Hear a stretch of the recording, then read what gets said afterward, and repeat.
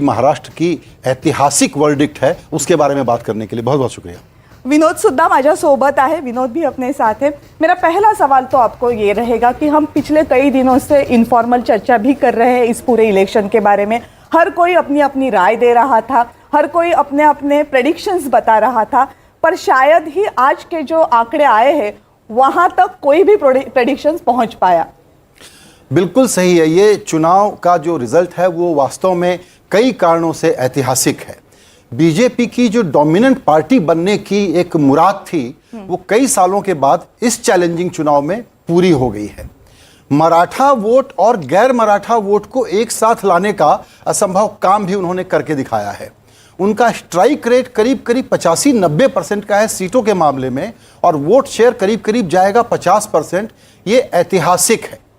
आप ये सोचें कि शतरंज की जितनी चाल इन्होंने खेली, और जब खेली पिछले 2 साल में या 5 साल में महाराष्ट्र की राजनीति को कैसे डोमिनेट करना है या कैसे जीत के लाना है, उसमें उनकी हर चाल, हर स्ट्रेटजी और हर टैक्टिक्स कामयाब हुई है। शिंदे को तोड़ करके लाना, अजित पवार को साथ में लाना, शिंदे को प्राइमेसी देना, और उसके बाद ऐसे मुद्दे गढ़ना जिसमें एक तरफ विकास और दूसरी तरफ उससे भी बड़ा महिला वोट बैंक, ये जो था उन्होंने इनके लिए कमाल किया है। इस तरह की विजय की तो बीजेपी को खुद को भी उम्मीद नहीं थी, ये बात मैं आपको बता सकता हूं। तो इस चुनाव का जो सबसे बड़ा आउटकम है वो ये है कि लोकसभा चुनाव महाराष्ट्र के मामले में एक एबरेशन था। वो आप पाएंगे कि इस बार सभी वर्गों के, हम लोग कह रहे थे कि पिछड़े वोट मिलेंगे क्या, दलित वोट मिलेंगे क्या, हिंदू दलित वोट संविधान के नाम पर चले गए थे उसका क्या होगा, वो सब वापस आते हुए दिखलाई पड़ रहे हैं। ये चुनाव स्ट्रेटजी और टैक्टिक्स के लिए इस पूरे बीजेपी, मोदी, शाह, संघ, देवेंद्र फडणवीस, शिंदे, इन लोगों के काम करने के तरीके का पीएचडी का विषय होना चाहिए विपक्ष के लोगों को जो आज धूल चाट रहे हैं। संजय सर, एक सवाल यह है कि जिस तरह से बीजेपी को इस चुनाव में जीत की ज़रूरत थी, मगर इस जीत की वजह से कुछ सवाल भी खड़े हुए हैं। स्पेशली उनके जो दोस्त है शिंदे, उन्होंने अच्छी नंबर्स लाया है, और साथ में अजित पवार। बीजेपी इस तरह से उभर के आई है कि इस दोनों दोस्तों में से एक दोस्त काफ़ी है उनको सरकार स्थापित करने के लिए, दूसरे दोस्त की उतनी ज़रूरत नहीं है। कुछ सवाल खड़े किए, ये जब मैं बोलता हूँ तो इन 2 दोस्तों का इसके बाद क्या हो सकता है? देखिए, बीजेपी जब बहुत बढ़िया से जीत के आती है तब भी वो गठबंधन का धर्म निभाने में जितनी ज़रूरत है वो सारा काम करती है। आप पाएंगे कि इन तीनों लोगों को वो लोग अच्छे से रखेंगे, गुड ह्यूमर में रखेंगे। मैं मानता हूं कि ज़रूरत नहीं है, इसीलिए दरअसल ये शिंदे को और अजित पवार को सोचना होगा कि बीजेपी के साथ बने रहने के लिए, विश्वास का संबंध बना के रखने के लिए वो क्या करें। बात बिल्कुल सही है कि अब शिंदे की उस तरह की ज़रूरत नहीं है, लेकिन बीजेपी आप मान के चलिए लॉन्ग टर्म पॉलिटिक्स करती है। उनका हमेशा था ना, आप सुनते थे ये महाराष्ट्र में सीनियर पार्टनर, जूनियर पार्टनर कौन है, अब वो डोमिनेंट सीनियर पार्टनर बन करके आई है। इसीलिए मुझे लगता नहीं है कि एलाइज के साथ उनकी कोई भी प्रकार की वेवलेंथ में कोई मिसमैच होगा, ऐसा मुझे बिल्कुल नहीं लगता है। ये बहुत अच्छा फार्मूला निकालेंगे, अच्छे से पावर शेयर करेंगे, उसमें मुझे कोई दिक्कत नज़र नहीं आती है। ये जरूर है कि घटनाएं होती हैं, इससे हम संकेत पढ़ते हैं, उससे संकेत पढ़ते हैं कौन मुख्यमंत्री बनेगा, लेकिन ये इतनी बड़ी विजय है कि उसमें ये सारे सवाल गौण हैं, कुछ दिनों का सेंसेशन रहता है। मगर अभी जिस तरह से एकनाथ शिंदे जी ने बयान दिया है, उन्होंने कहा है कि कुछ फॉर्मूला तय नहीं है सीएम के बारे में। एक तरह से बड़ा बयान उनका माना जा रहा है, बीजेपी को एक तरह से चैलेंज दिया जा रहा है। मैं ऐसा नहीं देखूंगा, उनका काम है वो पोस्चरिंग करें कि भाई मुझे मुख्यमंत्री बनाइए। अच्छा, ऐसा कर लेते हैं कि आधा आधा कार्यकाल बांट लेते हैं। मैं मुख्यमंत्री था, मेरे चेहरे पर चुनाव लड़ा गया, लाड़की बहना स्कीम को मैंने एक तरीके से पायलट किया, ये बात सही है, लेकिन ये सब बीजेपी की ही स्कीम थी। तो शिंदे का पोस्चर करना, बार्गेन करना बिल्कुल बनता है, वो बिल्कुल करेंगे और उनको करना भी चाहिए, ताकि पावर शेयर जब तक बीजेपी ठीक से नहीं करेगी तब तक अलायंस का धर्म निभेगा नहीं। लेकिन मुझे इसमें यह कहना है कि देखिए, ये ऐतिहासिक विजय बीजेपी के लिए क्यों है।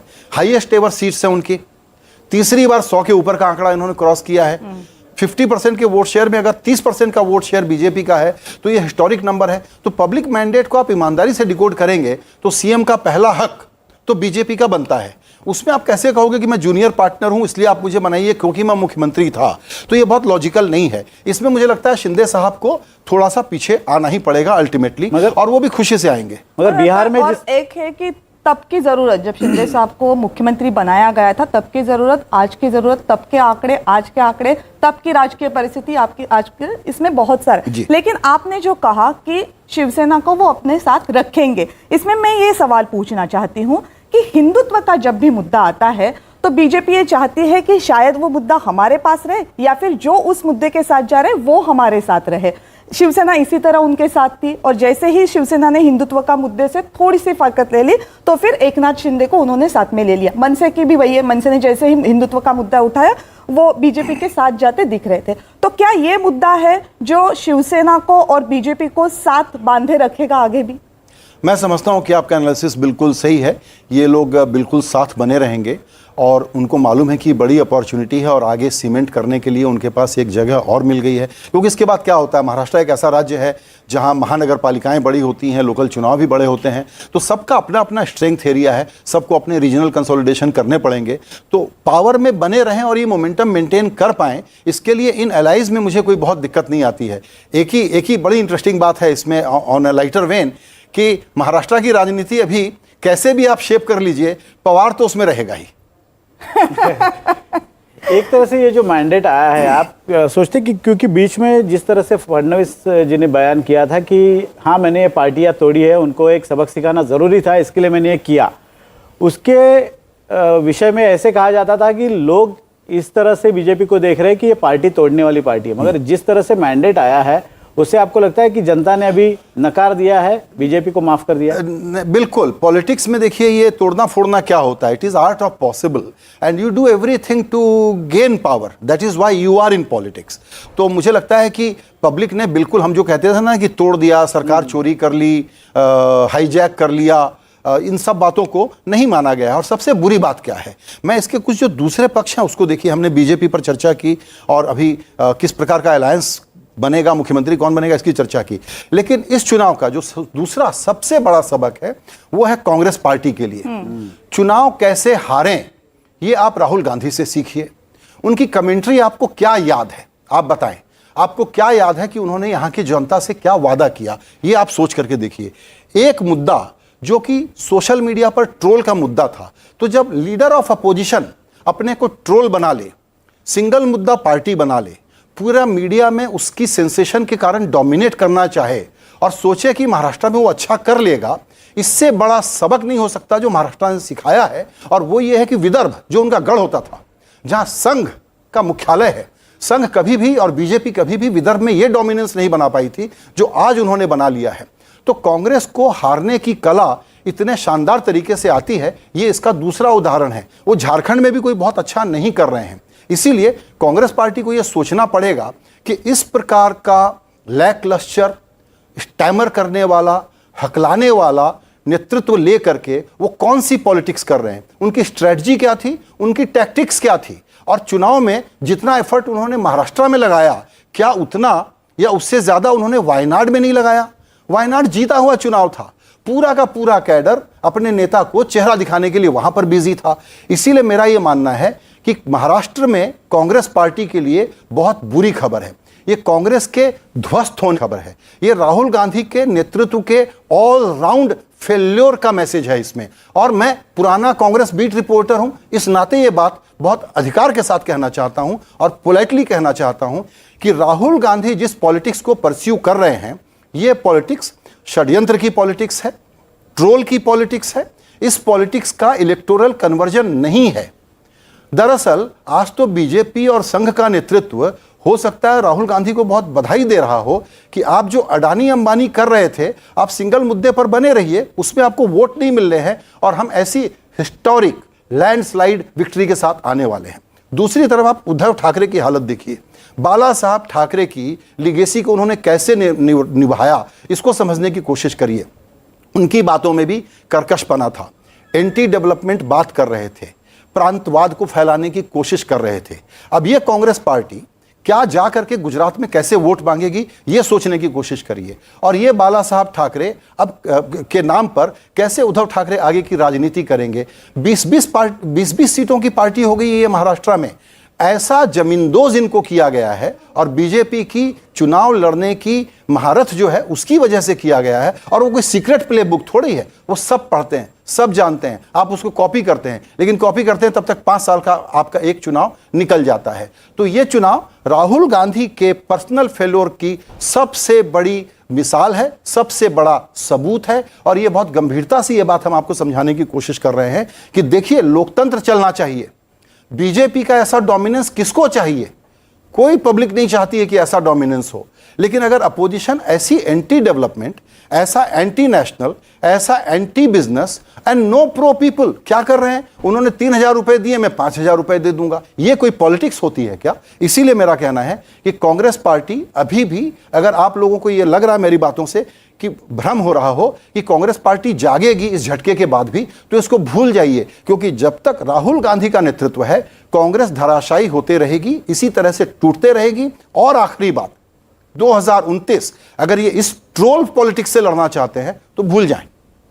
कांग्रेस के प्रचार में जो एक बात दिख रही थी वो ये दिख रही थी कि कोई भी महाराष्ट्र व्यापी, जिसको आप पैन महाराष्ट्र कह सके, ऐसा मुद्दा लेने की वजह एजेंडा सेटिंग लग रहा था। ऐसा लग रहा था कि जो मुद्दे कांग्रेस लाना चाहती थी वो पहले से तय किए गए थे और उन्हीं को कांग्रेस आगे लाना चाहती थी, पर बदकिस्मती महाराष्ट्र के लोगों ने उसको एक्सेप्ट नहीं किया।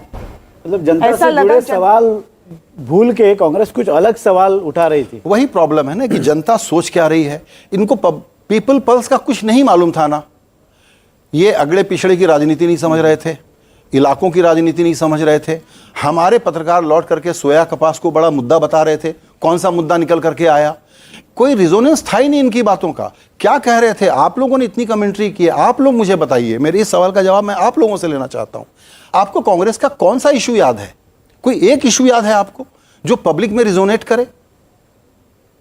किस राज्य में? महाराष्ट्र, जहां पर कि कांग्रेस मजबूत थी, जहां शरद पवार का साथ था। ये तो शरद पवार हैं, इसलिए आपको एक सेम्बलेंस ऑफ चुनाव लड़ने वाला फाइटिंग मोड थोड़ा सा नजर आया, वरना कांग्रेस की क्या हैसियत थी इस चुनाव में सामने आ गया है ना। उद्धव ठाकरे किस तरह से तितर बितर होकर बिखर करके पराजित हो गए हैं, सामने आ गया है ना। मेरा यही कहना है कि अगर आपका ऑब्सेशन कॉरपोरेट दुश्मनी और एक ऐसी आवाज, अमेरिका का चुनाव, लिबरल अमेरिकन डेमोक्रेसी का हम एग्जाम्पल देते हैं, आपको दिख नहीं रहा है वहां पर कि क्या बयार बह रही है, आमतौर पर पब्लिक क्या सोच रही है? आप अपनी पॉलिटिक्स को रीएडजस्ट नहीं करेंगे क्या? और चूंकि आप अपनी पॉलिटिक्स को रीएडजस्ट नहीं करेंगे तो ऐसा ही नतीजा आएगा जिसमें आप जमींदोज हो जाएंगे।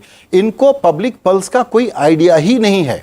ये सोशल मीडिया के ट्रोल को पॉलिटिक्स समझते हैं और सोशल मीडिया के ट्रोल में ये जब तक फंसे रहेंगे, कांग्रेस पार्टी का भविष्य अत्यंत ही अंधकारमय है। ये मैं आपको बताना चाहता हूं। आप सोचिए, ये बैठ करके ब्लैक बोर्ड ले करके अपने प्रवक्ता के साथ जब इनको चुनाव प्रचार में गली मोहल्ले में घूमना चाहिए तो वहां बैठ करके कॉन्स्पिरेसी थ्योरी का, जैसे नहीं होता व्हाइट बोर्ड पर कोई बड़ा स्ट्रेटजिस्ट अपने को समझ रहा है, बैठ करके कोई डिजाइन बना रहा है, उस प्रकार का बीच चुनाव में कैंपेन के दौरान अपने आर्म चेयर पर बैठ करके ज्ञान दे रहे हैं।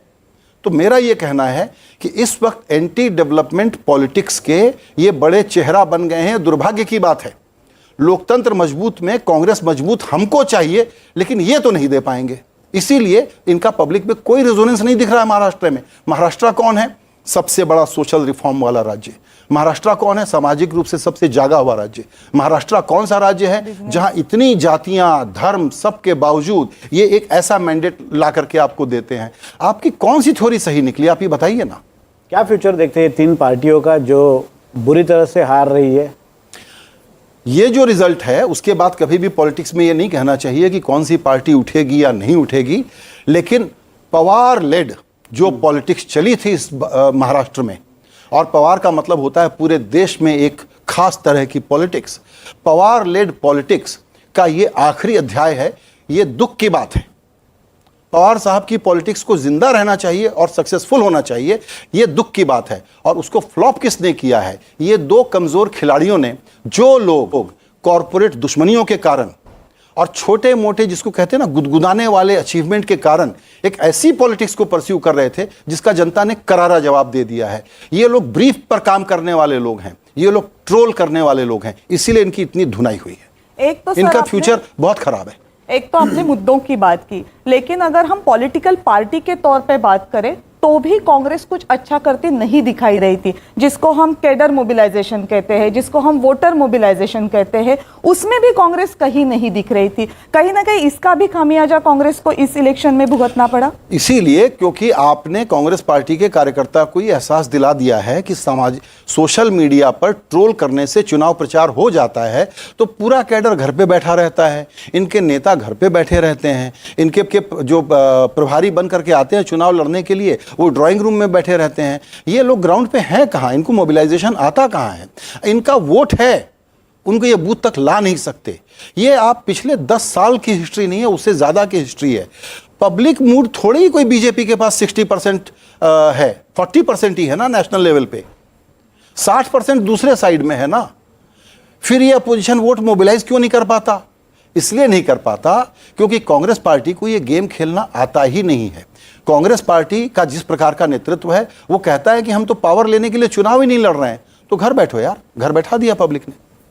राहुल गांधी के नेतृत्व पे जो प्रश्न चिन्ह लगाया जा रहा है, लोकसभा के दौरान थोड़ा सा कम होता दिख रहा है, पर लोकसभा के बाद जो जो चुनाव हो रहे हैं उसमें वो प्रश्न चिन्ह और गहरा होता जा रहा है। महाराष्ट्र के चुनाव में उसमें एक और मोहर लगा दिए।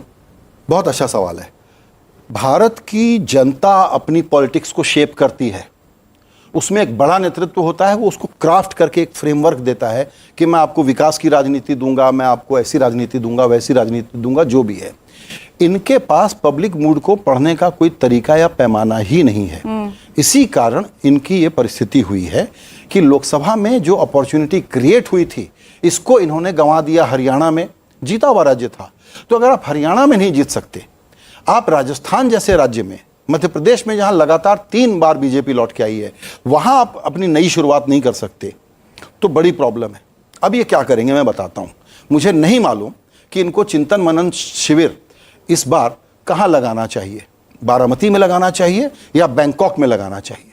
लेकिन ये सोचने की बात है कि आप अपने कैडर को ब्लेम करेंगे। आप जानते हैं क्या कहेंगे? अब नेतृत्व को इंसुलेट करने के लिए कांग्रेस पार्टी के नहीं नेता ये कहेंगे कि जी लोकल नेतृत्व पर डिसीजन छोड़ा हुआ था। कोई लोकल नेतृत्व पर डिसीजन नहीं छोड़ते, सब जगह फ्लुक में बैठ के कहते हैं इसको लड़वा दो, इसको हटा दो, इसको सबक सिखा दूंगा। घर के अंदर ही अशोक गहलोत और पायलट की राजनीति को लोग ठिकाने लगाने में लगे रहते हैं। उस प्रकार का इनका काम है। इसीलिए ये पॉलिटिक्स जो बॉटम ऑफ पिरामिड सिटीजन के खड़े होकर के डेमोक्रेटिक अपरेटस को अपने हाथ में लेने की राजनीति है, वो राजनीति इनको समझ में नहीं आ रहा है। ये एलीट पॉलिटिक्स है, ये फैमिली डायनेस्टी ओरिएंटेड पॉलिटिक्स है। उसके आगे इनका कोई बहुत ज़्यादा एम्बिशन है भी नहीं लाइफ में। ये प्रॉब्लम है। अगर जिस तरह से चुनाव के नतीजे आए, आप किस तरह से देखते हैं? लोगों को क्या चाहिए, मतलब इस मैंडेट का क्या अर्थ निकाले हम? इस मैंडेट का जो सबसे बड़ा अर्थ है वो ये है कि भारत की पब्लिक ने ही, जो आपने सवाल पूछा उसका एक सप्लीमेंट्री आंसर ये है कि भारत ने ही लोकसभा के चुनाव में भारत की पब्लिक ने ही एक कोर्स करेक्शन किया। तो ये उसके विल का कोर्स करेक्शन था कि आप गवर्न करिए एनडीए, मोदी जी की ही सरकार हमको चाहिए, लेकिन हम थोड़ा सा चेक एंड बैलेंस आप पर लगा रहे हैं। ऐसी अपॉर्चुनिटी को अगर अपोजिशन भुना नहीं पा रहा है तो ये भारत के लिए, लोकतंत्र के लिए दरअसल ऑन अ सीरियस नोट चिंता की बात है। लेकिन ये पॉलिटिक्स में अपोजिशन आएगा कहां से? ये जो अपोजिशन लाना है, क्या ये काम कांग्रेस पार्टी कर पा रही है? अभी तक का रिकॉर्ड बताता है कि नहीं कर पा रही है। क्या उनके कुछ रीजनल छत्रप कर पा रहे हैं? उदाहरण कर्नाटक, हाँ शायद कर पा रहे हैं। तेलंगाना शायद थोड़ा बहुत वहाँ कुछ हो पा रहा है, लेकिन ये इसलिए हो पा रहा है कि वहाँ की लोकल पॉलिटिक्स को आपने थोड़ा सा स्पेस दिया हुआ है। रीजनल पार्टियां बनी रहेंगी, वो कहीं नहीं जा रही हैं। डेमोक्रेसी का बैलेंस बना रहेगा, कहीं नहीं जा रही है। लेकिन अगर इस डेमोक्रेसी को कोई पहला थ्रेट है जो अपोजिशन बचाने का होता है, वो पहला threat Rahul Gandhi led Congress party से है। ये बहुत बड़ी बात कह दी है सर आपने कि लोकशाही है वो वैसे ही रहेगी, डेमोक्रेसी है वो वैसे ही रहेगी, बैलेंस भी बना रहेगा। बट वो बैलेंस बनाने की जिम्मेदारी जितनी सत्तारूढ़ पार्टी की होती है उतनी ही वो ऑपोजिशन की भी होती है। तो जितना हमें सत्तारूढ़ पक्ष मजबूत चाहिए उतना ही मजबूत चाहिए अपोजिशन, अगर डेमोक्रेसी हमें जैसे है जिस स्पिरिट में चाहिए वो अगर इस देश में रखनी है तो। सर बहुत बहुत शुक्रिया इस पूरे बातचीत के लिए।